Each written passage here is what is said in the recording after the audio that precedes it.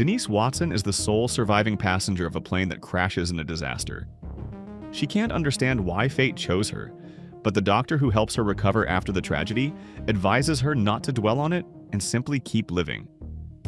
That turns out to be easier said than done, because Denise soon finds herself pursued by mysterious people who, as it turns out, are already dead. There are films whose significance grows gradually, years after their release. Attentive viewers discover interesting ideas in them, and the people who made them later become famous, drawing renewed attention to their early work. All of this happened to the horror film Soul Survivor, which went almost unnoticed upon release, but over time acquired cult status and is now considered one of the most underrated horror movies of its era. As you can probably tell from the plot description, Soul Survivor resembles Final Destination in its basic premise.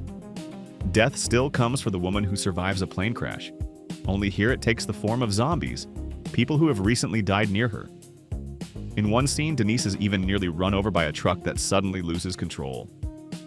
The difference is that, unlike Final Destination, which uses this narrative engine to create a fast-paced horror thriller where one sudden, unpredictable bloody death follows another, director and screenwriter Thom Eberhardt employs it as a metaphorical reflection on survivors' guilt, the complex that haunts those who live through a mass catastrophe. Why are they dead and I'm alive? Am I somehow special? Do I even deserve to live? Dr. Brian Richardson, with whom Denise becomes romantically involved, cites statistics showing that many people who survive tragedies with large numbers of victims die within the next 2 years. Some by suicide, others in absurd accidents, as if believing themselves invulnerable. Eberhardt doesn't explore this theme in great depth, but the very fact that he attempts to build a horror film around psychological trauma and its aftermath already deserves respect. Death here doesn't strike at the first convenient opportunity. It simply returns again and again, reminding Denise of its presence. These dead figures seem less interested in killing her than in making sure she never forgets that she's living off schedule. Eberhardt would later go on to direct several notable films. In that same year, 1984, he released the cult horror movie Night of the Comet, followed by the teen comedy The Night Before with Keanu Reeves, the ironic mystery Without a Clue with Michael Caine, and the rom-com Gross Anatomy with Matthew Modine. But Soul Survivor was his feature debut, and it shows. Eberhardt is good at creating an unsettling atmosphere, yet his film suffers both from a lack of explanations and from an excess of filler. There are plenty of scenes that could be removed without affecting the plot at all. Take, for example, the sudden strip poker scene, which exists solely so we can see future Scream Queen Brinke Stevens topless in one of her early roles.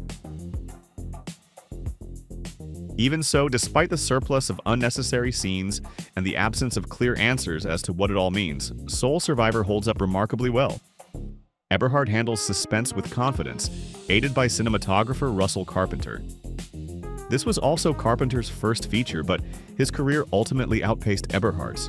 By the early 1990s, he had shot The Lawnmower Man, Hard Target, and True Lies, followed by a long creative partnership with James Cameron, who entrusted him with Titanic and the Avatar sequels. In Soul Survivor, Carpenter works masterfully with film, crafting a minimalist yet highly expressive visual style that shows the influence of his namesake, John Carpenter, with a slight hint of giallo, Lucio Fulci, and European horror in general. This visual unhurriedness, built on long takes and a subconscious sense of inevitable danger, alienated American audiences at the time. But it also drew attention to Soul Survivor years later, when viewers grew tired of fast, flashy horror and psychological depth, and subconscious dread came back into fashion. It may not be a masterpiece, but it is undeniably an important and notable film. One of the building blocks without which the foundation of the modern genre would be far less solid. It simply found the genre's nerve too early, at a moment when audiences weren't yet ready for it.